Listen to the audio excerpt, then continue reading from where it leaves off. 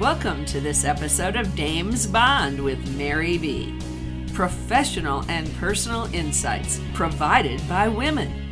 There's nothing fun about business finances. Trust me, I can't find anything remotely fun when I do my tax return, except for when I get a return.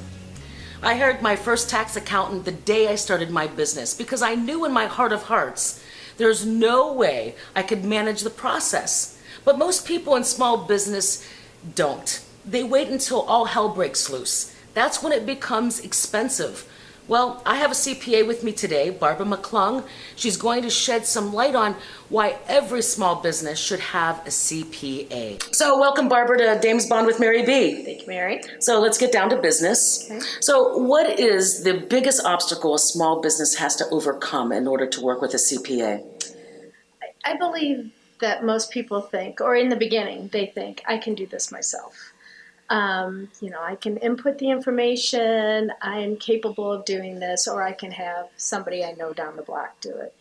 I think that's what prohibits them in the beginning, and then I believe that most people don't really understand what a CPA can do and what value they can bring to their business. So you can input all the data you want, but It's crunching those numbers and Right. understanding those numbers that's really Right. important, and that's where you come in. Right, and I always look at the CPA as the intermediary between your business information and third-party readers. And third-party readers are the IRS, are your banks, your investors, your potential purchasers of your business, and yourself.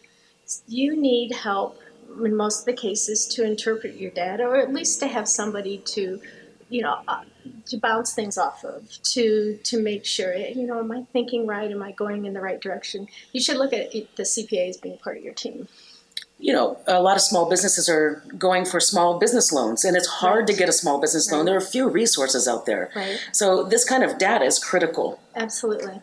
There's a real language to accounting that, we know we've been taught. We spend, 6 to 8 years learning it, and then we have a wealth of information and knowledge and experience from, working with all sorts of different clients that we can bring to you and to help you. Mm-hmm.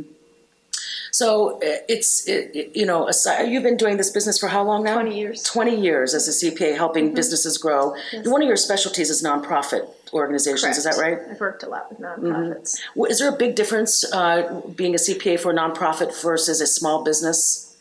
Well, and this is what drives our profession. When people and businesses have to have output, and it's looked at, like for you yourself, the first thing you did was get a tax account because you knew the federal government demanded you to put together those tax returns.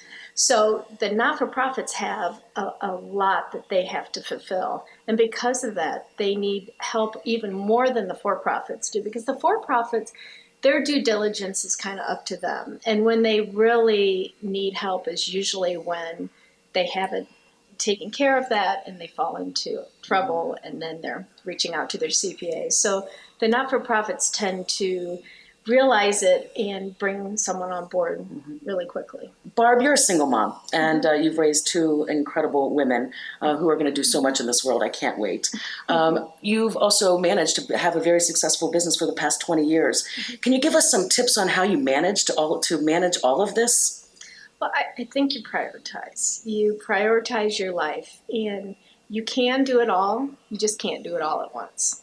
So, you can run a business, you can raise a family, you can have a personal life, but those all prioritize at different levels throughout time. And I think, that's the way I have worked my balance.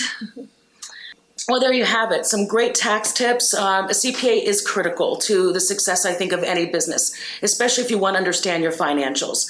So you can find Barb McClung. She's a CPA at damesbond.com. Just search CPA, tax, or Barb.